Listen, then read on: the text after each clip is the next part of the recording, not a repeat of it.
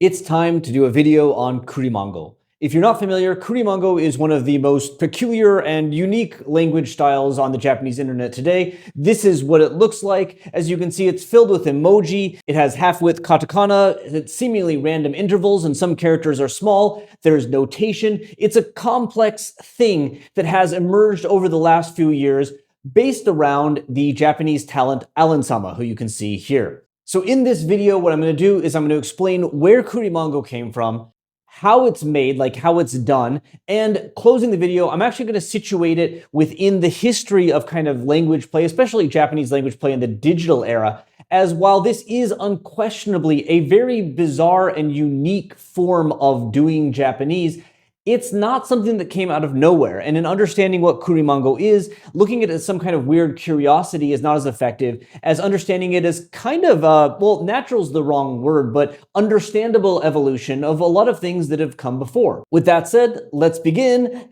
Except that I need to make one quick caveat in that this video would be impossible without the collaboration of Wataru Watanabe, who is a PhD candidate at UCLA. I have done research with Wataru on Kurimango, and we have written a paper together, which is under peer review. And while most of the content of this video specifically is different from our paper and stuff that I've done my own research on to figure out, this video would not have been possible without his help. I should also note that this video will be not safe for work. So with that said, let's jump into it by starting actually with a biography of Alan-sama, because Kurimango would not exist without Alan-sama, and so talking about Kurimango without giving a background into who Alan-sama is and why Alan-sama developed Kurimango, how they developed Kurimango, and why people who like Alan-sama are now using Kurimango would not be appropriate. So Alan-sama is a Japanese, I guess you could call them talent at the moment. They describe themselves as a big madam talent, and they've really gained popularity over the last few years. For instance, in 2024, on a ranking chart of things that the Z generation like, Alan-sama appeared at number 2 in terms of popular influencers. Alan-sama's rise was not quick, though, and was quite surprising in a lot of ways, as they grew up in more or less obscurity. Alan-sama grew up in Koichi Prefecture, where apparently they were subjected to quite a lot of bullying due to their appearance and what other students described as like a feminine manner. Despite transferring schools, this bullying continued, and eventually Alan-sama became kind of a juvenile delinquent. The verb you'd use in Japanese is gureta, entering one of these, which depending on the translation, could be either a reform school or a juvenile detention center, but whatever it is, it wasn't really fun, and Alan-sama actually dropped out of school at 17 and head to Tokyo with the goal of becoming famous, but also with the goal of reinventing themselves. Because Alan-sama had felt that being bullied for their looks was something that they wanted to like actively do things about, in their own words early on, to get back at or prove to the people that bullied them that they were attractive, and so they decided to invest a lot into plastic surgery. So around 2014, Alan-sama went to Tokyo, had a number of plastic surgery operations, and then created an amoeba blog on May 5th of 2014, wherein they introduced themselves as someone that had spent over 15 million yen, about 100,000 USD, on plastic surgery. In this first post, they introduced themselves as a, quote, mysterious plastic surgery boy, or nazo no seikei danshi, and began using the blog to further detail their further transformations. Through this blog then, Alan-sama eventually received some kind of media attention. However, it was not very flattering. Rather, Alan-sama was invited onto the TBS program What's Wrong With Me, and was kind of treated like a freak show curiosity. The actual video of this does exist on Dailymotion at this link for while it's there. But as you can see from these blurry screenshots, Alan-sama was described as someone with darkness in their hearts and was actually engaged in kind of a combative discussion with many of the panelists who were kind of mean to Alan-sama. To be honest, yeah, Alan-sama was prickly at the time, but honestly, in watching the video, I'd say that Alan-sama held their own pretty well, and people were telling Alan-sama that Alan-sama was like just not interesting, to which Alan-sama said that the only person in Japan who can do what Alan-sama is doing is themselves. On the other hand, though, and this is something that Alan-sama has recognized, Alan-sama didn't come off as particularly interesting either. There was nothing about Alan-sama at this time that was really that special or unique, except that Alan-sama had done a lot of plastic surgery and had actually convinced a number of female patrons to help support Alan-sama through this plastic surgery and other ventures. There's nothing linguistically interesting that Alan-sama was doing, and ultimately, if I'm trying to be objective, I'd say that Alan-sama came off quite confident, but not like the kind of person you'd develop an entire fandom around. And indeed, no fandom developed after this appearance, which ᗪᗴKᗩᗰᗩᘠ has looked back on quite negatively for what I think are understandable reasons, stating that, in their own words, the TV show presented them as a hysterical psycho bastard and framed them in a negative light for being combative, despite that the producers had told them to be combative and argumentative when preparing them for the show. Remember, even reality TV is mostly fake, and you're susceptible to propaganda. So after this, ᗪᗴKᗰᗰᗠ entered what they called a 6-year slump. Now, this didn't mean that ᗪᗴKᗰᗰᗠ stopped trying to be famous, just that nothing really happened. For instance, ᗪᗴKᗰᗰᗠ was enrolled in a talent agency until 2018, which produced images like this, but eventually decided to go independent after ultimately seeing little success. This decision is actually very important, though, because around 2018 is when ᗪᗴＫᗰᗰᗠ decided to do self-promotion via things like Instagram and Twitter. Their Instagram account was created in 2017, and their Twitter account was created in 2018. Although, again, if you go back to posts from this time and look at them, there isn't much interesting to say about ᗪᗴKᗰᗰᗠ in this period. I don't mean that in a rude way, just not in a, oh, that explains why they're so famous kind of way. For instance, in these tweets, you can say that ᗪᗴKᗰᗰᗠ is pretty good at English and likes to use emoji, but there's not a lot of content here that is unique in any kind of way. And there's very little that serves as the basis for what we would eventually call Kurimango. In early 2020, though, all this changed. Because while, I guess, complaining about their frustrations with the inability to become successful, ᗪᗴKᗰᗰᗠ was advised by a friend to stop trying to be what the media wants or what people want and to be themselves, because the friend said that they think ᗪᗴKᗰᗰᗠ is most interesting when ᗪᗴKᗰᗰᗠ is being ᗪᗴKᗰᗰ. And ᗪᗴKᗰᗰᗠ seemed to take this comment really to heart. Not just in like a self-advertising way, but like there's legitimate evidence that around this time, ᗪᗴKᗰᗰᗠ started doing things really differently, stating themselves that they don't blame anyone for not really having an interest in ᗪᗴKᗰᗰᗠ in the past because, quote, they weren't selling anything anyone wanted to buy, and they themselves only had a 1% understanding of what made ᗪᗴKᗰᗰᗠ interesting.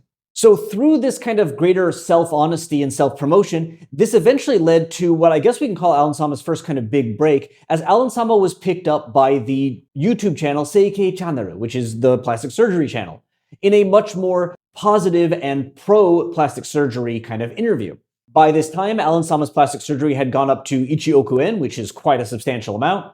And throughout this June 21st video, they discussed their advice for people that are getting plastic surgery. And if you watch it, like, I'm not a plastic surgery person, but ᗪᗴKᗰᗰᗠ is much more interesting than in their first video. Anyway, this went so well that after a few more videos in December of 2020, ᗪᗴKᗰᗰᗠ was invited as a mainstream contributor to the channel. So not a guest, but like a host. And after this, ᗪᗴKᗰᗰᗠ produced a large number of videos, many of which have hundreds of thousands of views, that really elevated this channel to a higher level of success. In fact, to kind of be honest, it's hard to imagine that ᗪᗴKᗩᗰᗠᗍ would have had any success without ᗪᗴKᗰᗰᗠ, certainly. As if you look at the top videos on the channel, all of them are ᗪᗴKᗰᗰᗠ videos. And if you look at the videos once ᗪᗴKᗰᗰᗠ left the channel seems to have shut down now, but none of them are getting more than 10-ish thousand views. Like, I beat some of these view counts with my videos, and I do not have the number of followers that they have. And indeed, in ᗪᗴKᗰᗰ's final video on March 27th of 2023, so after about 3 years of work, you can read comments with people saying, will anyone watch this after ᗪᗴKᗰᗰ's gone? The second comment just is sex noises, which is the thing we'll get into. Since ᗪᗴKᗰᗰ left, I'm going to unsubscribe, LOL. I've unsubscribed, but I'm excited for ᗪᗴKᗰᗰ channel. I thought this always was ᗪᗴKᗰᗰ's channel. Or lots of people have been saved by ᗪᗴKᗰᗰ on this channel. Even though I'm unsubscribing, I'll always appreciate you for hosting ᗪᗴKᗰᗰ. This is definitely the kind of feedback that shows ᗪᗴKᗰᗰ becoming a celebrity, having a fan base at this time, although I'm sure it wasn't the kind of comments that ᗪᗴK channel were excited to read when they were thinking about the future of their endeavor. And so when we talk about Kurimongo, it specifically is this period between 2020 or so and now, when the seeds for Kurimongo were planted as part of ᗪᗴKᗰᗰ's self-revitalization and successful kind of relaunch as a new talent. And with that context finally set, we can begin talking about Kurimongo, except I need to talk about one more thing, which is how I'm referring to ᗪᗴKᗰᗰ in this video.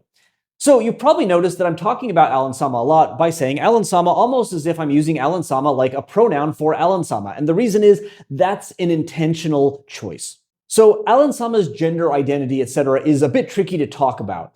As we've seen, ᗪᗴKᗰᗰ first appeared and identified as a boy. They called themselves a danshi, and they used pronouns like boku, which are associated with, men. And indeed, as we mentioned in this early stage, they mentioned having a number of female patrons/lovers that were helping provide for their plastic surgery, food habits, etc. But over time, things have become more complicated. Alan has written long posts here, which I don't think are entirely meant to be reality, but describe in-depth, aggressive depth sexual encounters with men. But calling Alan-sama a gay man also seems somewhat inaccurate, as there's data to the contrary of that as well. There are times when Alan-sama has written, again, incredibly detailed posts about being mistaken for a woman and having men massage their chest, etc., being like unable to resist Alan-sama's beauty. Over the last few years, Alan-sama has taken to wearing quote-unquote women's clothing, and Alan-sama has been featured on a show called Women Who Won't Shut Up. And so as a result, it's understandable that people have asked Alan-sama what they identify as, but in most of these cases, Alan-sama has replied in ways that make it very clear they're not interested in this discussion whatsoever. For instance, one time they were asked if they're a man or a woman, and they described themselves as a camellia corsage. だったら男性女性ありますか？私カマリアコルサージュ。カマリアコルサージュ？あ、この今の状態でってことですか？はい。笑い足さずに使ってね、カマリアコルサージュ。 But we have to be careful because Alan-sama has also not described themselves as agender or non-binary or transgender or anything like that. Indeed, in a discussion with a transgender individual, Alan-sama noted that they feel different from that individual, as Alan-sama has never really thought about their gender at all. 私ね、こういう感じですけれども、私自分の特に別に性別のことを考えることなくって、別にアレン様はアレン様だし、別に男でも女でも何でもいい。Instead, their gender, who they are, is just Alan-sama. まあ私アレン様の性別はアレン様ですよねって本当すごい言われてますけれども、今自分がこの性別でやってて、やっぱ両方すごい感性がわかるし。And so the best thing I think I can do to respect Alan-sama's identity here is to refer to Alan-sama as Alan-sama, and their gender as Alan-sama, and their pronouns as Alan-sama, although whenever this is extremely awkward to do, or I think we are approaching semantic Alan-sama saturation, I will use they as a kind of neutral pronoun to make the English flow a bit better. All right, now with that said, let's talk about Kurimango. It's nearly impossible to pick a start date for the existence of Kurimango, but we can say two things about it without question. One, before Alan-sama's self-reinvention in 2020, there's almost nothing linguistically worth talking about, outside of their use of emoji and the fact that they were calling themselves Alan-sama at least back to 2015, it's pretty nondescript. The second thing we can say for sure is that the beginnings of something interesting, the seeds of Kurimango, were unquestionably planted in 2020, the year of Alan-sama's reinvention. And to show this, let's just look at pronouns. As we mentioned, Alan-sama began by calling themselves Boku. Their blog started with Boku, and if you look for the first 3 years of their blog, Boku is the only pronoun that appears. In early 2019, though, Alan-sama switched to watakushi. And this is, of course, a super polite pronoun, which is, importantly, also associated with kind of elegant upper class or even affected women's speech, like kind of pretentious, and has been adopted by gay men in what's known as the Onei-san kotoba style. So while watakushi is definitely more distinct for someone who looked like Alan-sama at that time to use, I should state that it's not inherently original yet. And indeed, at this time, Alan-sama was writing watakushi in hiragana, which is the normal way to write watakushi. Importantly, though, this use of watakushi did not develop alone, but also started appearing with other markers of kind of upper-class, elegant female speech, which again has been part of that Onei-san kotoba style that I guess you can think of as similar to what we say is like a camp style of gay men's speech in English. For instance, late 2019, early 2020 is when Alan-sama started using kashira to mean perhaps. And this is also when they started using things like wayo, which is, again, sentence final particles that are associated with kind of upper crust and also sometimes pretentious or forced women's speech in Japan. But for some reason, though, between May 4th of 2020 and May 26th of 2020, Alan-sama decided to start writing watakushi in katakana with the wa shrunk down. That is, on May 4th, they were still using hiragana, and then on May 26th, we see the switch happen. Now, surprisingly, other people in history have used this exact pronoun in this exact writing style before Alan-sama, but no one has used it as much as Alan-sama, as this is Alan-sama's pronoun, to the extent that when Alan-sama says watakushi in videos, they will subtitle it with this version. 私は過去に And actually, while I've been showing hits from the blog, this change might have occurred on Twitter because on May 17th, so a few days before what I said on the blog, Alan-sama did use first watakushi on Twitter. Again, though, there's not too much else we see there that could be called Kurimango, although do note the emojis are increasing, and we are again seeing wayo and other quote-unquote feminine sentence final particles. We can also start seeing some small kana, as in the ᗪᗚKᗩᗰᗇ with the small a, and importantly, you can see anta being written there in katakana with a small a. And this, around the same time, became Alan Sama's preferred second-person pronoun. Indeed, it actually predates the watakushi by at least a few months, with the first hit I could find for it in Alan Sama's account appearing at the very end of 2019. And importantly, in this tweet, we can also see the word kuriman appearing. Because yes, by late 2019, kuriman was now a word. It just didn't have a language associated with it. As on August 26th of 2019, Alan Sama decided to use the term kuriman to refer to their fans. If you can't parse this, this is a very vulgar, Alan Sama likes vulgarity, hence the sex noises thing I mentioned earlier, combination of the Japanese words for clitoris and manko, which is basically equivalent to cunt, a very vulgar term for female genitalia. Although to kind of hide this, it's often written using either the kanji or the emoji for chestnut and full, because a chestnut is a kuri, and man as in, full, man. So all of this is building to about late 2020, where we start to see some real changes in the way that Alan Sama is languaging. Yes, language is a verb.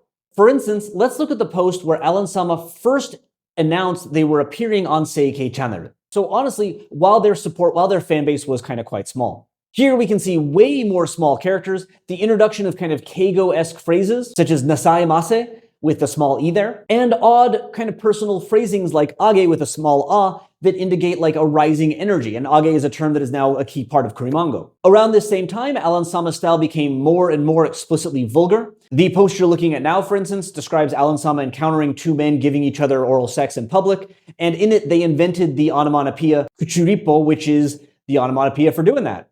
And this onomatopoeia is now so associated with Alan Sama that it appears in Kurimango dictionaries online. And is also used by Alan Sama's fans. The Kuriman is in this post here, where someone has a dream of kuchuripo ing, I guess, other Kuriman. So given that we're seeing these kind of major changes appearing at the end of 2020, it's not surprising that Alan Sama came up with the name Kurimango, as in they decided that they had such a unique style of languaging that they needed to give it a name on February 11th of 2021. And indeed, interestingly, this post actually shows them watching somebody use Kurimango, emphasizing that while this is a style that can affect your speech, it is something that is primarily associated with written communication. But that doesn't mean that Kurimango was done evolving. Indeed, it has continued to evolve over the last few years, with many innovations being created by Alan Sama, but also innovations being created by fans. Making it not just something which is like passed down, but something which is very interactive. And that's part of the value for it, is that people feel not only a connection to Alan Sama for using Kurimango, but they also feel a bit of sense of ownership for it. And if you're like, this is all weird, I don't get why people are doing this, that's fine, you don't have to get it. But it is impressive to be this linguistically influential. I tried to get people to say yurideru in a video years ago, and no one's doing it, but Alan Sama can get a room full of people to scream yay in response to the prompt, do you like giant dicks?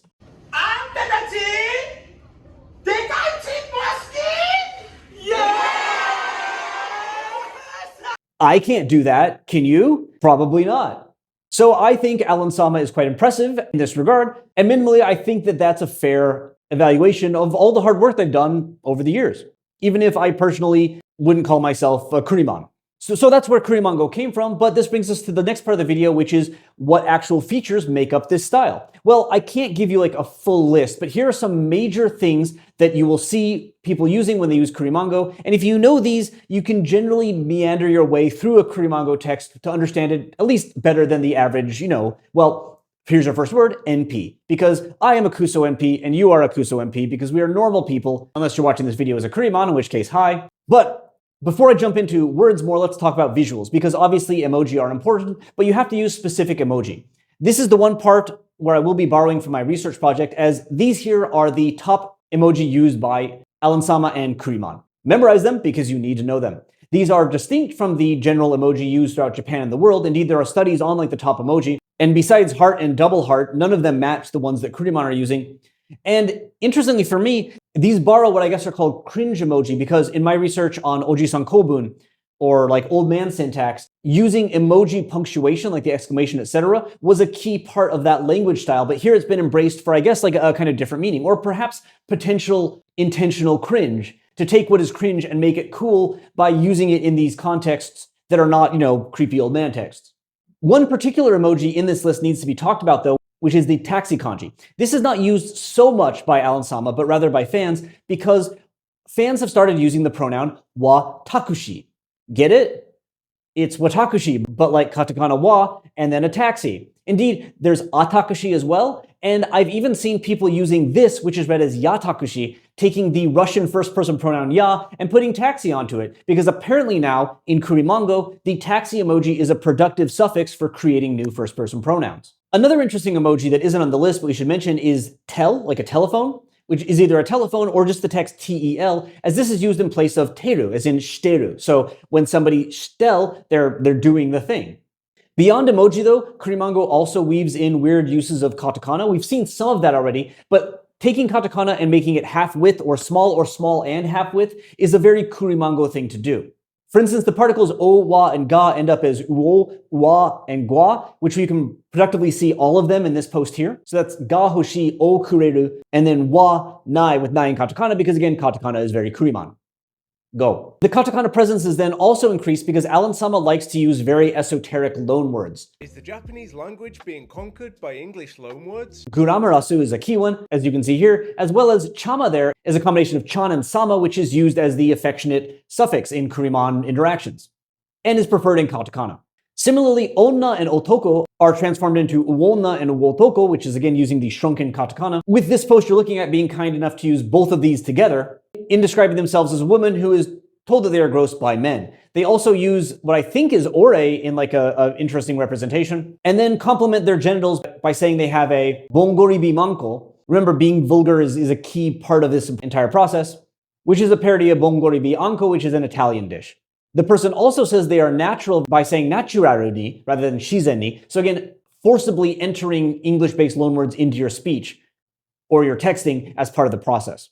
And they're even used in cases where perfectly good Japanese already exists. There's also these two, which are ria and rua, or ra and ra. I'm not really sure how they are pronounced, if they are pronounced, but these are just like attached as like a thing, especially if you use a boring word that doesn't have a Kurimango equivalent, like mom or paper or work. You just pop that after it to make it more Kurimango-ish. In the compilation you're looking at, you can see this happening to words like friend, become, mom, cafe, supermarket, clay pack, or even blended into words such as opera becoming operua, just because. This post also lets us see various small katakana being used for sentence final particles, but also with the small tsu, the pausing tsu being changed into katakana and shrunk to the half size, and then entered wherever you can. As in Alan Sama here, using it to say matte. Do you see that tone though there as well? That's another key feature, because another thing that Kurimango likes to do is add in Unicode shortenings of measurement units whenever possible. Tone here is used just instead of to, so that's chotto, or choton, however you want to read it, but whenever you could use a to, you can write it using tone.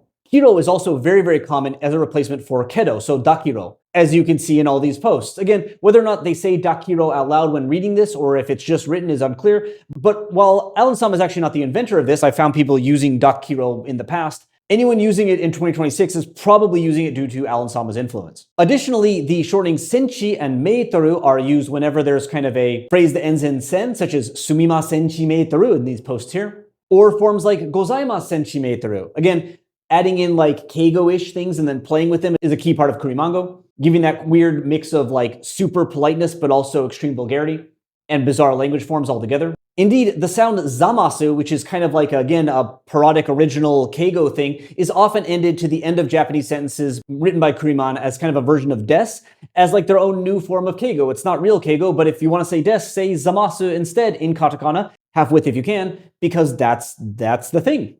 And lastly, aru becomes aru quite commonly. And if you're wondering, like, what's that a measurement of? Well, that's a shortening for air or an r, which is 100 meters squared. But yes, it has its shortening. So when you would write aru, as in arundakedo becoming arundakiro in the post you're looking at, that's what that is. And by the way, these shortenings have a little name, which is kumimoji, which is fun to say. Another key feature then is that Alan Sama really likes complaining and gossiping, as do Alan Sama's fans. So a lot of phrases are used by taking the names of like celebrities and putting them in parentheses next to a word to recreate the celebrity's name. For instance, when Alan Sama or Kuriman end a sentence in mas, sometimes in parentheses they will put Taichi or Da Okada there because these respectively reference the celebrity Masu Taichi and the comedy duo Masuda Okada. Similarly, when writing that something is possible via kanno, they'll put in parentheses the name Eiko, referencing the celebrity Kanno Eiko. And when they negate things with nai, they tend to write the nai in katakana and then in parentheses put nai Okumura next to it, which references Okumura Takashi of the comedy group 99. Get it? Nai Nai? And indeed, the post that we're looking at right now is great not only because it has two examples together, it also has what I think is one of the most common examples of this at the very, very start, which is when Kurimango want to say makoto or really, or basically anytime they want to say really, even if you would normally use hontoni or something like that. Adding nonomura to reference makoto nonomura as we see above, or in this post we can see it instead referencing makoto otake. Look, there's a bunch more of these, but I think you get the point. If you see something in parentheses next to a word that looks like a name, it's just the name of somebody that's famous. Beyond this then, Kurimango just has their own words that they've come up with that are particular to their style. I mentioned NP earlier, but like daiben, which normally means poop, is used to mean daisuki. Again, just because like it's vulgar and silly, and that's the style. Kore and sore become kori and sori. Again, often shrunken into half-width katakana, or going back to our emoji discussion, sometimes the emoji for a sled is used in place of sori or sore, because a sled in Japanese is a sori. So this person here writes sori and then the sled emoji and then wa, and that's sore wa. And we can see it, of course, mixed with other Kurimango we've already discussed, such as gu arun desu, which is, of course, ga arun desu. See, you slowly develop an ability to read some of it, not all of it. Again, with this vulgarity stuff, there's a bunch of words that also use the word mara, which is a slang term for male genitals. For instance, men, when they're not being called wotoko, are often called mara, so being reduced to, their genitals, with moto mara being a particularly common term used to refer to your ex-boyfriend instead of motokare. And this extends to greetings as well. So for instance, instead of saying your normal Japanese greetings, you can say dekamara morning, which it's all right. Come on, it's clever. I didn't think of it. That G, by the way, is fascinating because that's actually part of a Canadian Aboriginal alphabet. I don't know how Kuriman found it, but they did. And you have to use it if you want to say dekamara morning. Although you don't have to use it if you want to say things like konnichimara or konbanmara. And speaking of sex stuff, iku often becomes iku with a pause at the end in katakana, which references, But you can see it here as in zet, and then a Thai flag, and then iku, which is zettai iku. They're definitely going to go. And then they add zamasu at the end for good measure. Keep in mind about flags, though. We're going to come back to that. And they also have their own way of laughing, which is kokemusu, or moss grows. So if something is funny, instead of saying kusa, right, grass, moss is growing. And in this post, again, we can also see pachinko called pachimpo because that sounds like dick, and again, penis, funny, ha ha ha. I never called it a super mature style. And then reflecting Kurimon's and especially Alan Sama's interest in expensive goods, instead of saying kashira, which if you remember Alan Sama started using in like 2018 or so, you write it like this, because this is a hat brand, which is expensive, and it's pronounced as kashira. Although sometimes now, both Alan Sama and Kuriman will instead write this as kafora, and the story behind this is that somebody who was critiquing Alan Sama misread kashira as kafora, reading the for as for instead of she, and Kuriman thought this was really funny, and so they started using it themselves. So again, an evolving style. To sum all this up, though, let's look at one of what I think is the most important word and one of the most interesting developments, which is how Kurimango writes the word kara, be it to mean from or because. Now, around 2022, Alan Sama started writing kara in all caps romanization. Why? Who knows, but they did it a lot. Now, it turns out that kara is also the name of a Korean girls group. And so by September of 2022, Alan Sama started writing kara and then putting K-pop in parentheses. And we can see this as an extension of the celebrity naming thing we saw earlier. The next step then, though, was to obviously add the Korean flag emoji, or sometimes just the letters KR, because that is how it appears in some browsers. Although actually, I need to pause here because you see Kararu there? That's also kara. Yes, it has had divergent evolution, because another thing that happened is that Alan Sama started using kararu to mean kara, and this evolved into carotto, or a carrot, which eventually spawned things like carotto ninjin, product of America, as you can see here. And this all happened before the kara changes, but kara eventually expanded in the same way, as explanations went on to include Korean singers, or more complex versions, such as you see here with kara, the girls from the Korea country. And when you combine it with everything else we see here, like chama, like small katakana, like a sled emoji to help create soredakede, you get Kurimango. But it's weird, isn't it? Well, no. And that's how I want to end this video. So, Kurimango, if you look at it out of context, is quite weird. But if you've been paying attention to the history of Japanese language play, youth language play over the last 3 or 4 decades, and I mean, we all have, right? I have, and it's not that I'm weird. Everyone likes it. Everyone's paying attention to it, right? You know all the history. But anyway, a lot of what's happened here is built on language play that has already existed. Language play that walked so that Kurimango could fly, or so that Kurimango could come, if we want to use their own term for it. For instance, back in like the 70s and 80s, there was a moral panic around young girls writing what was called marumochi. And part of this is just kind of, circular writing that is cutesy or whatever, but it was innovative in some weird ways. Like, one thing that I really love about this writing style is there's records of these young girls crossing out text and then drawing eyeballs above the crossed out, so it looks like a bagworm. And that was like a cute little thing that they did that was sort of this extra linguistic feature that signaled you were part of a style. And this importantly led to another sort of moral panic, which was about gyarugo. And gyarugo really, I don't think Kurimango could have existed without it, potentially, as this language play was also heavily rooted in young people digging into Unicode databases, taking features from all kinds of languages and combining them into a style that actually, personally, I think is more unreadable than Kurimango. Now, there's big differences between Gyarugo and Kurimango. One of the big ones, of course, being that we weren't as connected and there wasn't like a central creator. So if you were some poor Gyaru out in the sticks with no Gyaru friends, you might have had no one to really play with this style with. And you certainly couldn't message the creator of Gyarugo and have them reply to you in Gyarugo, creating that kind of fan connection, oshikatsu connection that makes Kurimango so successful. But the fundamentals of let's dig into the affordances of this new technology and use it to make our own language style absolutely is there. Kurimango also, as we mentioned, draws upon languaging by gay men in Japan, especially the ones that are doing the Onei-san kotoba style. As well, of course, I'm sure that Alan-sama is delighted by the combination of really fancy language and really vulgar language. There are features of this that were first innovated by gay Japanese celebrities. For instance, there's no question in my mind that Matsuko Deluxe, who themselves actually, when they first appeared on the stage, were considered quite vulgar and extreme, although now Matsuko Deluxe is just like a mainstream commenter. And so similarly, that pushed a boundary that I don't know for sure, but I don't think that Kurimango could have existed if it was not already pushed, right? Kurimango pushed further, but the linguistic innovations that led it to there happened before. Indeed, even something like kokemusu, for to laugh, this isn't the first unique term for laughing. In my own channel, I've described ohabu desu wa as like an elegant way of laughing online that was not invented by anyone as far as I know, but was popularized by a VTuber named Salome and very much associated with it. And in fact, even the idea of I'm going to take fancy old woman language that no one really uses that much in day-to-day speech and use it has been seen in Japanese fandoms, like the Lolita fandom. And as I've discussed in my own research, I found communities using specific emoji index to mark their practices. And there's research on, for instance, individuals who never became as successful or influential as Alan-sama, but like individuals in Joso dating bars that have developed their own emoji practices to stand out from the crowd and create a sense of, this is a unique identity I'm engaging with online. This isn't to say that Kurimango is doing nothing new. It absolutely is. But it didn't come out of nowhere. That's the point. You exist in the context of all in which you live and what came before you. This isn't bizarre. It's kind of expected. In my opinion, someone at some time was going to go this far. And Alan-sama had the prescience and the foresight and the talent, they are, after all, a taranto at the end of the day, to actually do it. So whether or not you like Kurimango or not, whether or not Alan-sama is your style or not, is really not interesting.